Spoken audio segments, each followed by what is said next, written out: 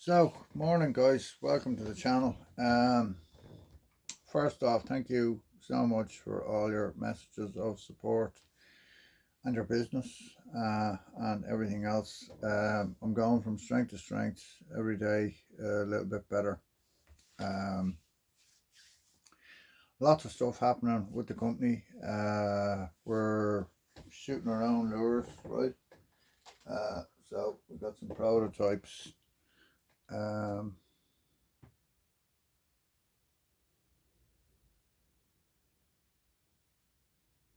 you can see, right?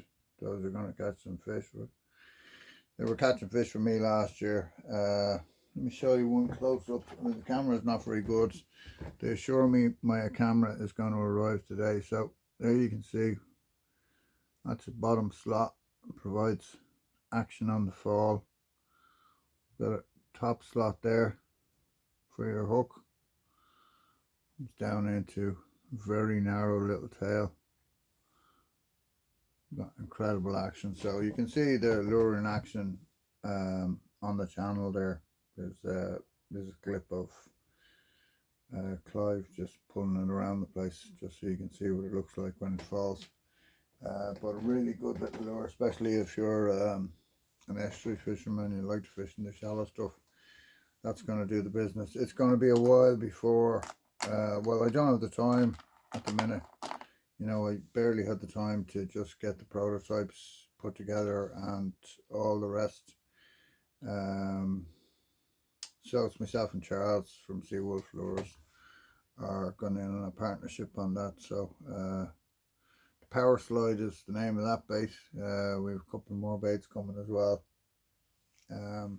but we'll talk more about that when it comes. I showed you this Ubuntu 100 yesterday. I'm about to order the 140 today. I actually gave it to somebody for free last night as a they put in a big order, so gave me a free lure with the order. But the 140 is absolutely perfect. It's going to absolutely hammer bass, and it'll take, of course, assist rigging and all the rest of it. And I'm going to buy in a bunch of assists. The other thing is I'm going to buy in a bunch of scent, because the scent has turned out to be incredibly popular. Everybody's looking for the scent because it works, right? You know, it's not a gimmick, it actually does work. Somebody, can't remember, it might have been Ainsley Bennett. I can't, my head is not great with names and numbers and stuff anymore, but a chap sent me a picture of a lovely flatfish. So he'd seen the flatty and he'd thrown a plastic at it and nothing, and then he put a bit of scent onto the plastic and he chucked it and up it came, grabbed the bait, boom, and lovely, gorgeous flatty on a lure. Really cool.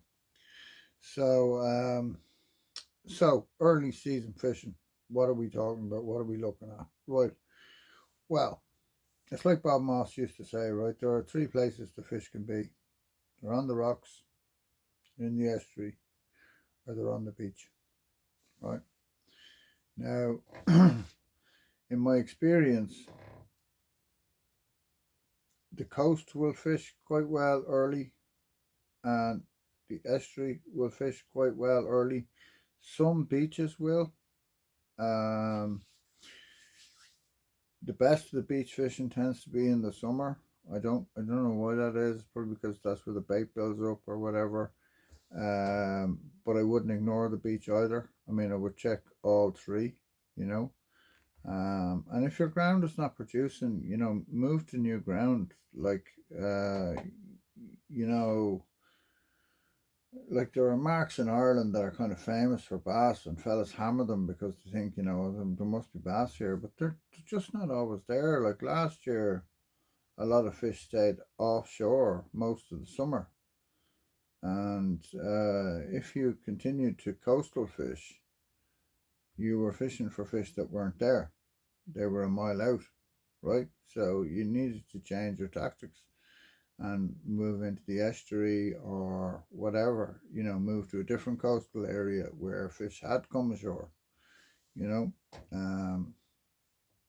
So it's just worth thinking about, like you know, really kind of think about how you're going to approach your early season, right?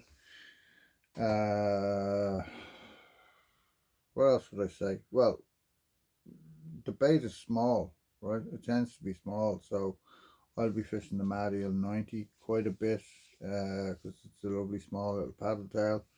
It's a great representation of the pin sand eel that are currently just absolutely fester in our estuaries, right?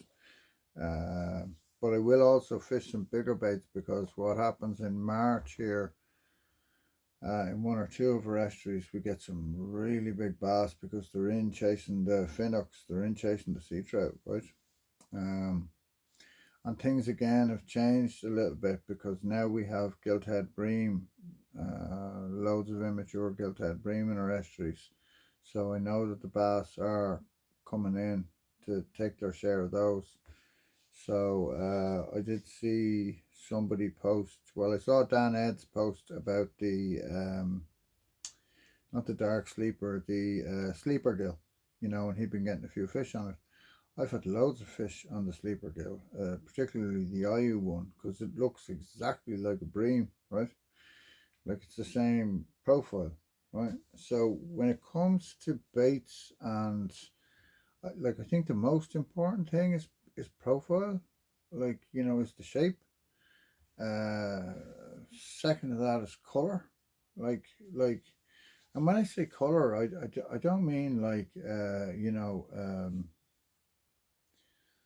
oh, it's got like a you know a bit of silver sparkle in the nose or whatever. I mean like color. Is it green? Is it white? Is it whatever? Like solids will fish just as well as you know the kind of the fancier colors. A lot of the colors are dreamed up to just capture the imagination of anglers, right? Because they look really good on a hook and stuff, and you think, oh yeah, that'll catch. But in truth, like, you know, a white paddle tail will do equally as well. Like, you know, I mean, um, look, case in point is needle fishing, right? Like, now I haven't been fishing these. I've been fishing Charles's ones, which are these guys here, right? Now, when I go night fishing, I have no bag or anything, and I have just needles in my pocket, and I have three colors, and I absolutely hammer fish, you know. And I have three weights um, to deal with the various states of tide, right? So weight and color are important, but it's learning how to match those to your conditions or whatever. Um, the one technique I'm really impressed by is this mid strolling or whatever. So we have the bay roughs coming in, and they look phenomenal, right? So if you put the bait one way up, it has this really wide action. Then you put it up the other way, it has this really tight action. But just generally speaking, it's such a simple plastic that I just really like it. I think that's the money shot. Um, hang on, we got one here. I do.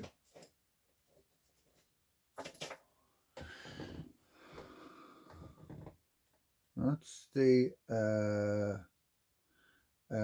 one up slope, right? How narrow it is. I've done so well on that. Like just so simple, right? Lovely jointed base, loads of action, right? On a light jig head, flicked out, and just let the wobble down, bounce along the bottom, whatever. I put it on a coyote head from the rocks and just zigzag it back, and boom, right? But it's not a bait you hear any mention of. Um, on the Irish or the UK bass scene, right? Now you hear plenty about the one-up shad, but they also do the slug, and they also do the curly, and the curly is deadly as well as a swim bait, a slow retrieve bait, because the tail stretches right out. So when you see it, it's like, looks a bit like, oh geez, that doesn't look right. But you've actually got to see it in the water, because that curl tail stretches out and it just pulsates, you know. It's like, if you're a pike fisherman, you'll understand, right? Because you'll be fishing curly tails all the time or whatever. So yeah, so don't ignore the curly tail baits, like the X-Layer curly is great bait, you know, especially just fished on a slow retrieve, because it just has that lovely pulsating action. And it's a bait that you could, you know, fish mid-water, right? So count it down or whatever, and if the bass are below, they'll come up for it, whatever. Yeah, March is a funny time of year, because what you have are, you have some of the winter species, bait species, are still here, and the summer species are starting to show up. So you have a mix of things going on. So what I would say to you is, mix it up, right? Try large baits, try small baits, you know, like that's true the whole year round.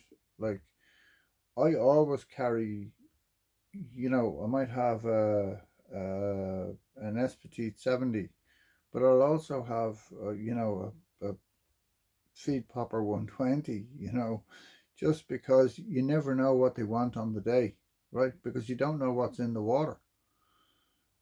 Like, you know, there could be a shoal of herring has showed up, or there could be, you know, a bunch of sardines brat, or, you know, there could be garfish have come in, or, you know, there might be a bunch of immature gilthead bream or whatever, you know, and there's a couple of big bass lurking around, you know, especially the big ones, and you know,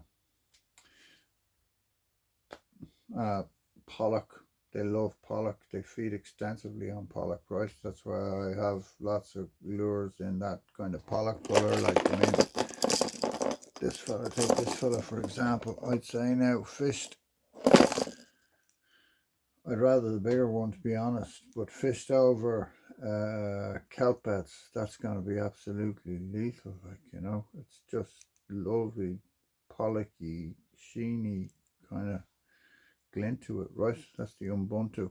I have high hopes for the Ubuntu this year, because it dies down, and when it dies down, it leaves a trail of bubbles behind it. You know, I showed you some of this stuff yesterday. These are going to be lethal. I'm putting in another order now today with Fishers, because I want this fella here in the 140.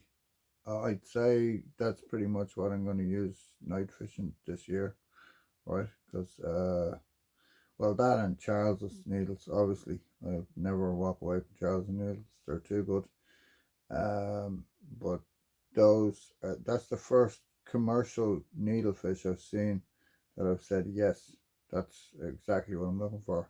I had a 140 and I gave it to Brent last night, because he placed quite a big order with me. So just gave him a free lure and a packet of hooks to go along with his order or whatever. You know, fair is fair, right? You're going to spend money with me, I'll look after you. Speaking of which, I haven't had a whole lot of money up until now. Like, you know, kind of ironically, I sold all my red rods to start a red rod business, right? Well, that's where I started. I started out with just Ultimate Fishing. Now I now have 4 brands online, and by the time I'm finished, I will have a store that has everything for your bass fishing needs. And we're going to branch out a bit into some pike lures, right? So that's the Black Bay Lodge. I'm looking forward to fishing that guy the next day. I mean, you can see, look at that thing. That is going to absolutely hammer pike, right? So that's coming from Florian there in Irish Wholesale Fishing Tackle, right? But way more reasonable than the Maurice Mouse, you know. I mean, the money these guys are charging for baits is just ridiculous. Like, you know, I'm not paying that money. Not a chance. No way. So, so what I would say for your early season fishing is mix it up, right? Have a mix of big baits and small baits. Have something that mimics small sea trout, because especially if you're fishing in the estuary, there are just tons of them about, and the big bass will be taking their share of them, right? In fact, in one of our local estuaries, there are big bass that come ashore simply just to feed on those, what we call finnock, right? You know, they're half-pound sea trout, right? And I mean, you could take one a cast down there now at the minute, right? Now they're out of season, so I'm not going to do that. But season opens on the 14th of March. At which point I will go looking for the big lads, but I'll be looking with, you know, bigger baits, right?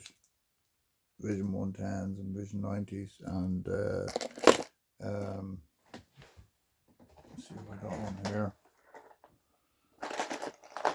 Oh, this fella, yeah. This is a deadly sea trout lure. I mean, you never know what a sea trout's going to take. So I met somebody, huge sea trout, took his dead claw recently, but that guy there, that's the Lance 110 sinking, right?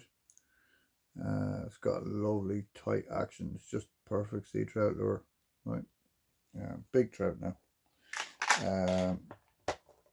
But my first excursion is for brown trout, so I'm going up next week hopefully to fish with Gabby, Mr. Pike.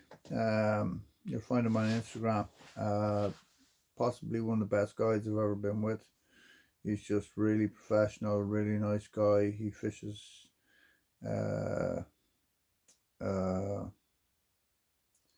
he just fishes. He just keeps looking and keeps trying and keeps hitting it, you know, and he'll give you lures, try that, try this, try the other, you know, and he's lovely company. He's an absolute gentleman. He's a Romanian guy, and a really good angler to boot. So, you know, we went on the Shannon last year, just fishing together for fun, and probably picked the only sunny day of the year, you know.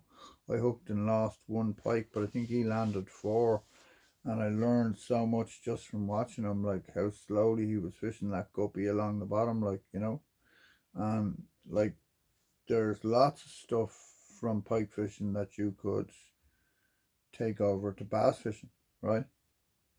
You know, I find that when I get pike men who come down to bass fish, particularly from Northern Ireland, they're natural bass anglers because they're used to fishing for fish that they know are there, and they understand that they have to fool them into taking the bait, you know. Um, like the latest, I mean, the thing in bass fishing now, it's all paddle tails, and it just drives me cracked, because it's like, it's, you know, how many fish turn away from that paddle tail? Like, you know, not all fish want a paddle tail, and there's so much more stuff out there. Like, I mean, somebody, I don't know who I was talking to, said I was watching your videos from years ago, and you predicted that you know, everybody would stop fishing hard plastics. Well, it's a total mistake. Hard lures are incredibly effective at times, like, you know, and there are some really mint hard lures out there. And now that I have some money to play with, I'm going to start buying in. Now, not huge quantities, but just small quantities of really high quality hard lures, because they're worth having. You know, the difference between, you know, a red leather day and a blank, you know, things like the X140, which is now they're called the Cockeye Slim 140 or whatever, but it is the Megabass X140. I mean, it's just an extraordinary lure. It's got an incredible action. The Duo Sprat 120, the DC12, you know, I could go on. Any of the Duo Slims, the Duo Surf, which has gone out of production. I mean, It's just incredible. Actually got a phone call the other day from Dara. So how you doing, Dara? Big shout out.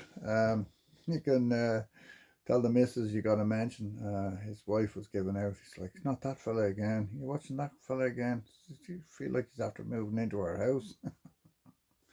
But Dara is a friend of mine from when we were kids, and it's just lovely to hear from him. I mean, the response I've gotten uh, in terms of my health and well wishes for the business and everything, just incredible. I'm blown away, guys. Thank you so much. Like, you've kind of restored my faith in humanity and in fishing. Um, the way the world is going at the minute.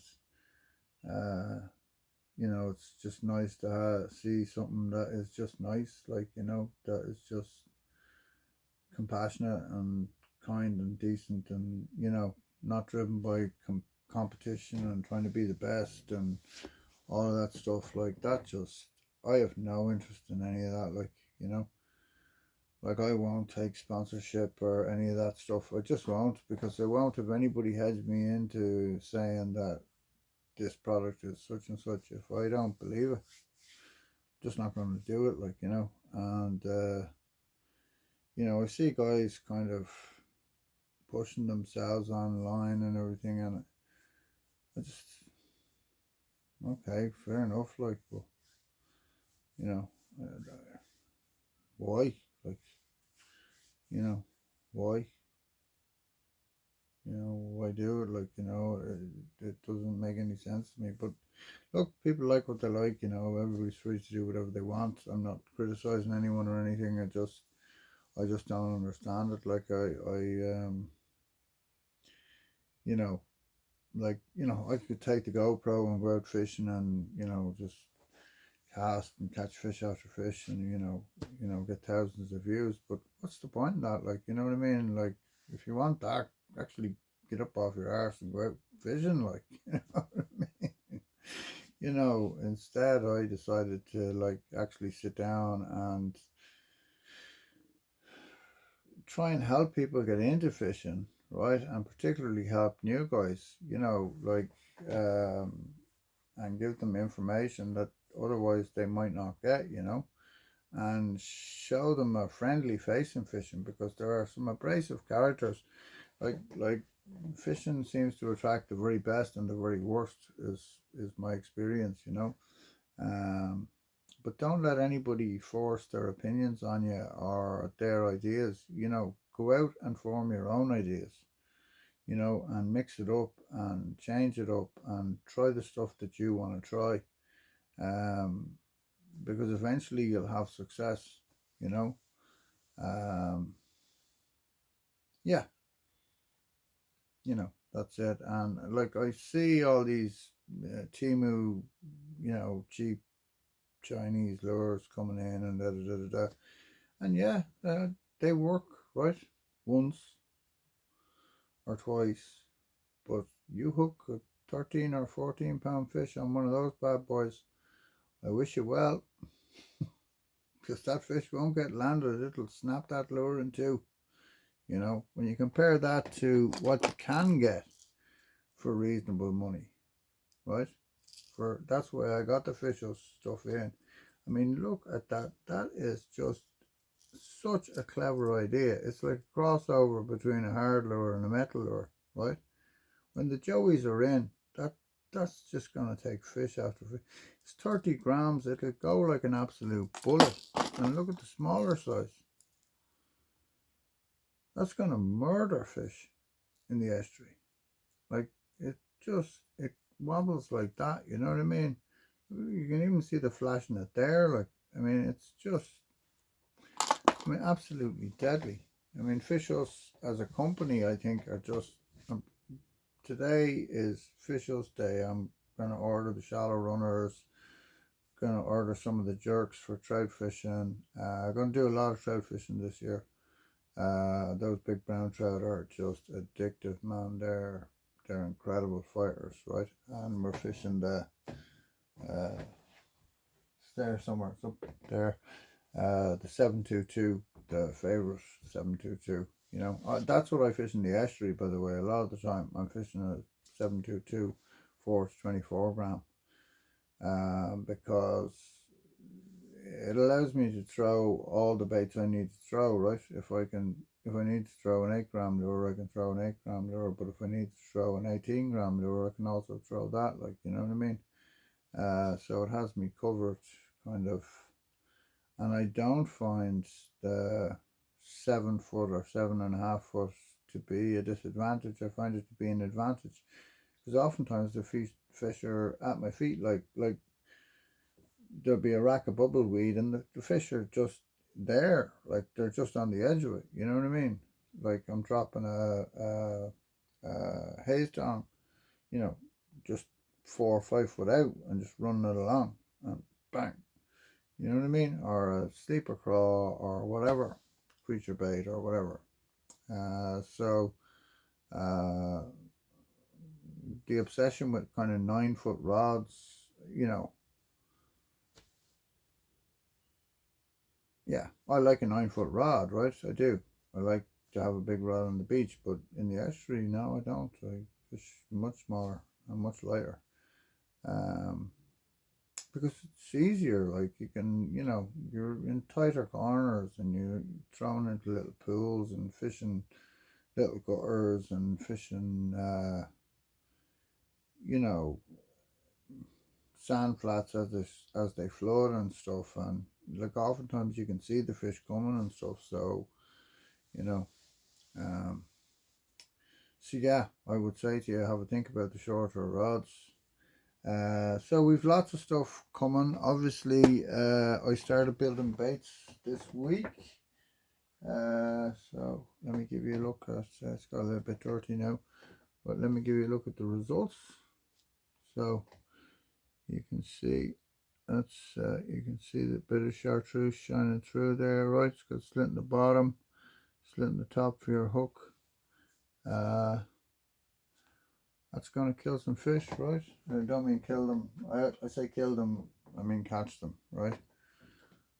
There's, now you can see that's, look, so I lost half the tail. Now, I'll fish it won't make any difference, but I won't sell it, obviously. Now, I'm a while away from selling them yet, because, you know, to fine tune the process. But that's a colour I call bubbly pink, right? Translucent with pink paintballs in it. Have I got any more there? I really like this one, right? That's nice. Right. So, I don't know how long it's going to take. Just waiting. I'll talk to Charles today. That's a little venture we're going into together. So, yeah. Oh, there it is. Guys, we're looking for the Wicklow green. So there you go. Look at that bad boy. So you can really see, look. There's a dog hair on, sorry. See the slit on the top. Sorry about the camera. I'm still waiting on them to send me my camera, right? But if I hold it back, you'll get a better idea of the, yeah. So nice, eh? I was kind of happy with the results. Took me a while to kind of get my head around how to do it and what have you. But I will just be keeping it simple. I'll be shooting kind of solid colours. I think that's definitely going to be a colour, right? White with the chartreuse tip. I think it's going to be lovely, because that little bit of chartreuse is going to waggle all the time, right? So that's a white outer. It's a two-step process, you know. You got to shoot the outer piece and then you shoot the inner core, right? So I'll just shoot the inner core with chartreuse, and what you can't see is that little bit of chartreuse shows through in the white as well. I think I have one rigged on a hook. Let's give you a look. I might have given it away. I gave a good few away just to customers or whatever. Now I can rig one up. So that's a BKK 40, right?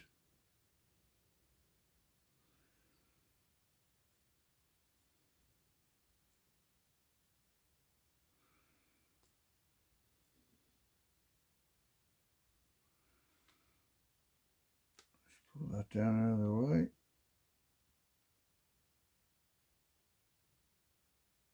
And the great thing about having the slot on both sides is that you have no problem. And push that bad boy back up. And there you go. Right, that's going to do some damage, isn't it? So it's got a kind of a, it's like a jerk bait, right? But it falls down nose first, and that tail wiggles. It kind of falls like that, if you like. And I've obviously thrown my own bit of lead onto that BKK you can see there, and I've pinched it flat with a, oh, it's moving now. Super glue is giving out on me. It's from last season, so just needs to be redone. But yeah, so that's the power slide. I think it's going to catch a few fish, right? We'll get the GoPro on it. I told you yesterday about the Pays minnows. I'm ordering those up today, so we'll get all of that sorted out. So that's it for today, folks. I hope it made some sense, and that you got something out of it. I was a bit rambly today, I think. I don't know.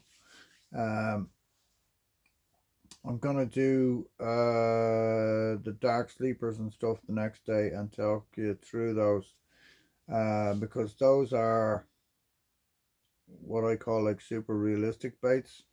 So they're a bait that color really matters in, right? So you need to be getting the supernatural colors like Mutsuguro, Donko, Wakizaji, you know, all these pinks and luminous greens and stuff are not the way to go with those baits. That's what I found anyway. I found that the really natural goby looking ones are the ones that allow fish everything, and they're kind of a clear water bait because they're quite small, and they're intended for standing fish, right? So they're to get those fish that aren't really feeding, you know, that are just sitting, you know, whether they're holding on a rock mark or whatever. And they're meant to be fished tight to the bottom, right? So you're going to lose a few baits and stuff, but definitely worth having in your box. And a little smear of Halco fresh and estuary is the best. I find it better than the salt water. A little smear of that onto it, and away you go. So I'm going to talk you through all of those, the various sizes and the weights, and my favorite baits and what I've done well on, etc. the next day, or if not the next day, coming soon anyway. So that's it. Tight lines, guys. Mind yourselves, and once again, thank you for all the support. We're going from strength to strength. As soon as the favorite rods arrive, I will let you know, and people who've already put their money down, I'll get those rods out to you in the post. And we're not using Royal Mail anymore. We're going with a courier service to the UK from now on, because Royal Mail are just too undependable. They keep holding up my packages and stuff, and people are looking for their lures, and it turns out they're stuck in Heathrow and customs. So I have a courier that has a pathway through customs or whatever. Like, not that they don't go through customs, they do, but they just get them fast tracked through customs. So for an extra few quid, it's worth it, right, to get the product to you on time or whatever. So thanks to everybody for your orders. Much to my surprise, a lot of my business is in the UK, so thanks a million, guys. I really appreciate it. And yeah, tight lines. Let us know how you're getting on out there. It's getting close. It definitely is. We just need that temperature to come up a small little bit, and we're going to start banging some silver bars off the coast. Can't wait. Happy days. All right, everybody, stay well.